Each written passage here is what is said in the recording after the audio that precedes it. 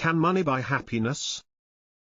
Imagine waking up tomorrow morning with $10 million in your bank account, your debts have disappeared, your house is fully paid for, a luxury car is waiting in your driveway, you never have to worry about paying another bill again, you can travel anywhere you want, eat in the finest restaurants, wear expensive clothes, own everything you've ever dreamed of. Now ask yourself one simple question: would you finally be happy? Most people instinctively answer yes. After all, money seems to solve nearly every problem we face. When we struggle financially, we believe that happiness is just one promotion away, one successful business away, one winning lottery ticket away. We spend years chasing wealth because we are convinced that somewhere beyond the next paycheck lies a life free from worry. But is that really true? If money alone created happiness, then the richest people on earth should also be the happiest people on earth. Yet history tells a very different story.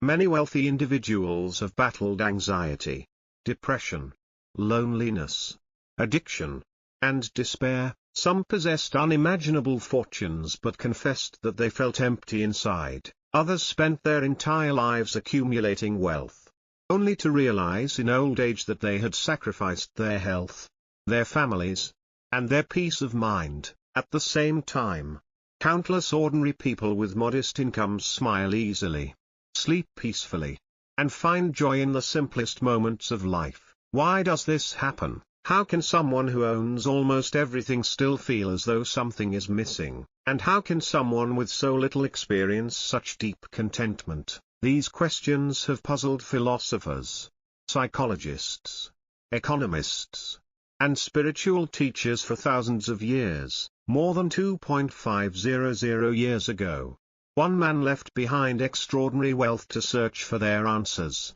His name was Siddhartha Gautama. History remembers him as the Buddha. Ironically, the Buddha was born into exactly the kind of life most people spend their entire lives trying to achieve. He had wealth beyond imagination, comfort beyond measure, power beyond comparison. Servants attended to every need before he could even speak. Music entertained him. Beautiful gardens surrounded him. Every luxury was placed before him. If money could purchase lasting happiness, then Siddhartha should have been the happiest human being who ever lived. Yet something inside him remained unsettled. Despite all the pleasures surrounding him, he sensed that something fundamental was missing. His search would eventually lead to one of the most profound discoveries in human history. Not about money, not about politics, not about power, but about the true nature of happiness itself. Today, more than 25 centuries later, humanity continues asking the same question: can money buy happiness? Before we explore the Buddha's answer, let us first understand why nearly every human being spends so much of life chasing wealth. Money has not always existed. Thousands of years ago, our ancestors lived without coins, banknotes, or digital currencies. People exchanged goods directly: food for tools, animals for clothing, labor for protection. Eventually, societies realized that trade became much easier when everyone agreed upon a common medium of exchange. Money was born. Originally, money was nothing more than a tool. It helped people cooperate. It made commerce possible. It reduced conflict over barter. Money itself carried no emotional meaning. It was simply a practical invention. So how did a useful tool become the center of our identity? The answer lies deep within the human mind. Our ancestors lived in environments filled with danger. Food was uncertain, shelter was fragile, predators were everywhere. Survival depended upon securing enough resources before they disappeared. Those who gathered more food were more likely to survive harsh winters. Those who stored resources protected their families. Over thousands of generations, the human brain evolved to associate resources with safety. Today, money has largely replaced those ancient resources. Instead of collecting grain, we collect numbers in bank accounts. Instead of storing food, we invest in financial portfolios, deep inside our brains. Wealth still signals survival. This explains why losing money often feels far more painful than gaining the same amount feels pleasurable. Behavioral economists call this phenomenon loss aversion. We fear losing what we already possess because our brains interpret loss as danger. From an evolutionary perspective, this response once helped us survive in modern society. However, it often traps us in endless anxiety. The more we own, the more we fear losing it. Modern civilization reinforces this ancient instinct from childhood. Many of us hear messages such as, "Study hard so you can earn more," "Success means becoming wealthy," "Rich people are respected," "Expensive things prove you've made it," without realizing it. We slowly begin connecting our self-worth to our financial worth. We stop asking, "What kind of person do I want to become?" Instead, we ask, "How much money do I need before I can finally feel successful?" Advertising strengthens this illusion every single day. Companies rarely sell products, they sell dreams. A luxury watch is never presented merely as a device that tells time. It becomes a symbol of prestige. A sports car becomes freedom. A designer handbag becomes confidence. A larger house becomes proof that life is meaningful. Marketing rarely says, "Buy this object." Instead, it whispers, "Buy a better version of yourself." This is one of the most powerful psychological strategies ever created. We begin believing that happiness exists somewhere outside ourselves, just one purchase away, one promotion away, one investment away, one more achievement away. Yet each time we arrive at the destination we imagined, the feeling fades. Soon another desire appears, another goal, another dream, another purchase. The cycle begins again. This endless chase resembles running on a treadmill. No matter how fast we move, we remain in the same place. The Buddha recognized this cycle thousands of years before modern psychology gave it a name. He called it craving. Imagine drinking salty seawater while dying of thirst. For a brief moment, your mouth feels wet, but the salt only increases your thirst. You drink more, your suffering grows. Desire works in exactly the same way. It promises satisfaction, it delivers temporary pleasure. Then it leaves behind an even stronger desire. The Buddha observed that human beings rarely stop to ask whether their desires are leading them toward freedom or deeper dependence. Instead, we automatically obey them. We believe, if only I had a little more money, a little more status, a little more recognition, a little more success. But a little more has no finish line. It stretches endlessly into the future. This is why some of the richest people in history continued working relentlessly long after they possessed more wealth than they could spend in multiple lifetimes. The problem was never the amount of money. The problem was that the mind had become addicted to wanting more. There is an old story about a fisherman. Each morning he took his small wooden boat onto the sea. By noon he had caught enough fish to feed his family and sell a few at the market. Then he returned home. He spent the afternoon playing with his children. In the evening, he sat quietly with his wife, watching the sunset over the ocean. One day, a wealthy businessman visited the village. He asked, "Why don't you stay out longer and catch more fish?" The fisherman smiled. "What would happen then? You could earn more money, and then, you could buy more boats, and then, you could build a fishing company, and then, you could become rich, and then, you could retire. And what would I do after retiring?" The businessman laughed. "You could relax with your family, enjoy the sunset, and live peacefully." The fisherman looked toward the ocean. He smiled again. "I am already doing that." The story is simple, yet it asks a question that many of us avoid. How much of our life are we postponing in pursuit of a future that resembles the peace already available today? The Buddha never taught that money is evil. He never praised poverty for its own sake. Money can build hospitals, feed hungry children, support education, care for aging parents, protect families during difficult times. Money is an extraordinarily useful servant, but it becomes a dangerous master. The central question is not whether we possess wealth. The deeper question is whether wealth possesses us. Can we earn money without becoming enslaved by greed? Can we enjoy comfort without becoming attached to comfort? Can we lose possessions without losing ourselves? These are the questions the Buddha invites us to explore, because genuine freedom begins not in the wallet, but in the mind, as our journey begins. Leave behind every assumption you have ever held about money, for the next chapters. We will not ask how to become richer, we will ask something far more important. What does it truly mean to be rich? Is wealth measured by numbers in a bank account, or by the peace within a human heart? The answer may transform not only the way you see money, but the way you see your entire life. Before we can answer whether money can buy happiness, we must first ask a much deeper question. What is happiness? It sounds like such a simple question, one that even a child could answer, yet throughout history, some of humanity's greatest philosophers, scientists, monks, and spiritual teachers have devoted their entire lives to searching for its meaning. Why? Because happiness is something everyone desires, but very few truly understand. Ask 10 different people what happiness means, and you will likely receive 10 different answers. One person may say happiness is having financial security, another believes it is finding true love,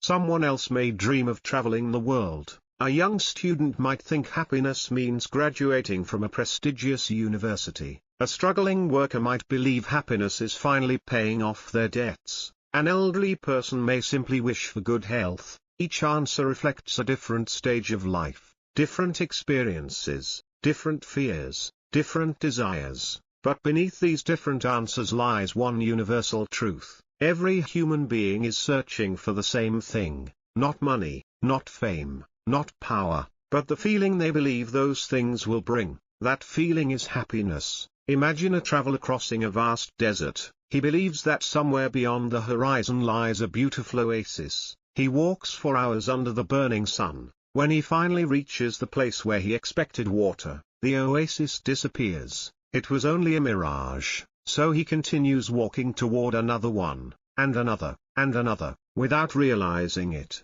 He has spent his entire life chasing illusions. Many of us live in exactly the same way. We tell ourselves, I'll be happy when I graduate. Then graduation comes. Soon we say, I'll be happy when I find a good job.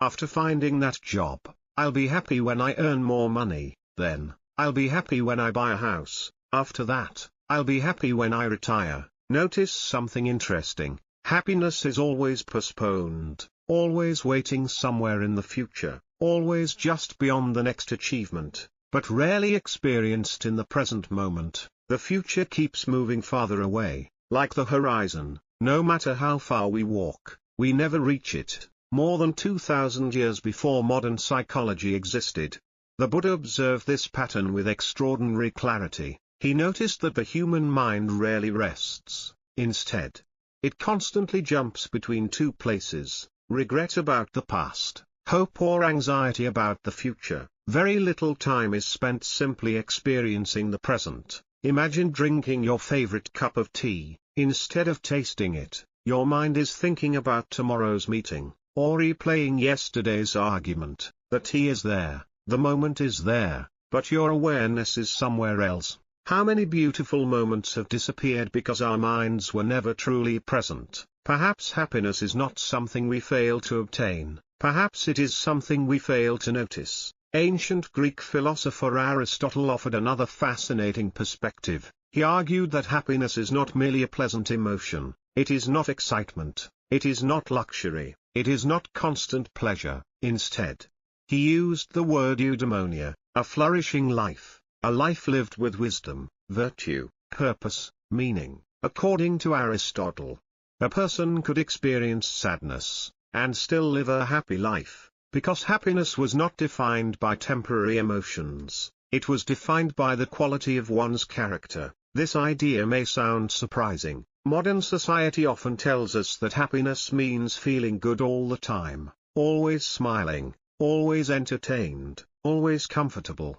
But life does not work that way. Every human being experiences loss, illness, failure, disappointment. If happiness depended upon avoiding all suffering, then no one could ever truly be happy. The Stoic philosophers reached a similar conclusion. They believed that peace comes not from controlling the outside world, but from mastering our inner world. Imagine standing beneath a tree during a storm. You cannot stop the wind, You cannot command the rain, but you can choose how you respond. This is where freedom begins, not outside, inside. Centuries later, the Buddha would teach something remarkably similar. He did not promise a world without pain. He taught a path toward freedom from unnecessary suffering. There is a profound difference. Pain is part of life. Suffering often comes from how the mind clings to pain. Now let us return to money. Suppose you receive a large salary increase tomorrow. For the first few weeks, you feel excited, you celebrate, you buy something you've wanted for a long time. Life feels wonderful. Then something unexpected happens. Your new salary becomes normal. The excitement fades. What once felt extraordinary now feels ordinary. Soon another desire appears. A bigger house, a newer car, a better neighborhood, a higher salary. Modern psychologists call this hedonic adaptation. The human mind quickly adapts to improved circumstances. What once brought enormous joy gradually becomes the new baseline. The Buddha described this process long before science gave it a name. He observed that pleasure is impermanent. Every pleasant experience eventually changes. No sensation lasts forever. No possession continues satisfying us forever. This is the nature of impermanence, not as a pessimistic truth, but as a realistic one. Consider a child receiving a new toy. For several days,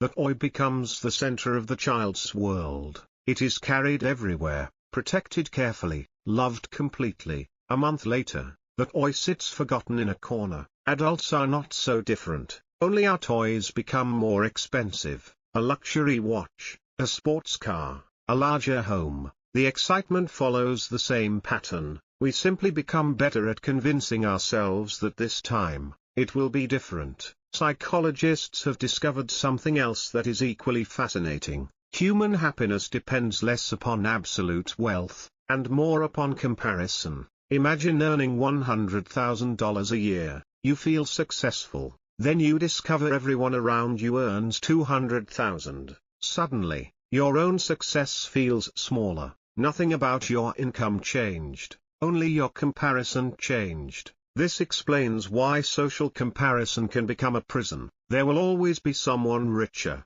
more attractive, more successful, more famous. If happiness depends upon being ahead of everyone else, the race never ends. The Buddha understood this. Comparison strengthens craving. Craving strengthens dissatisfaction. Dissatisfaction strengthens suffering. The cycle continues. So where does genuine happiness come from? The Buddha's answer may seem almost too simple. It begins with the mind. Imagine two people sitting beneath the same tree. One person spends the afternoon worrying about investments. The other quietly watches sunlight dance through the leaves. The tree is the same. The weather is the same. The world is the same. Only the mind is different. One experiences stress. The other experiences peace. This does not mean external circumstances are unimportant. Poverty is real. Illness is real. Injustice is real. The Buddha never ignored these realities. Rather,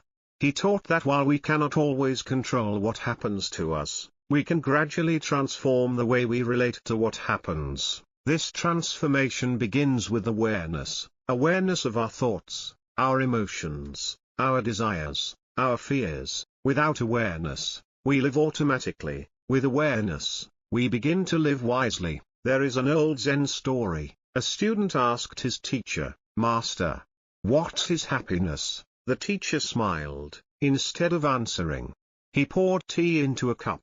He continued pouring, until the tea overflowed onto the table. The student quickly exclaimed, "Master, the cup is already full." The teacher nodded gently. "Exactly. How can I pour anything new into a cup that is already full?" The same is true of the human mind. Many people spend their lives trying to add more happiness, without first making space for it. Our minds overflow with worry, ambition, comparison, regret, fear. How can peace enter a mind that never becomes still? As we continue this journey, perhaps the question is no longer, can money buy happiness? Perhaps the better question is, what kind of happiness are we actually searching for? Is it the excitement that comes from acquiring something new, or is it the quiet contentment that remains even when life changes?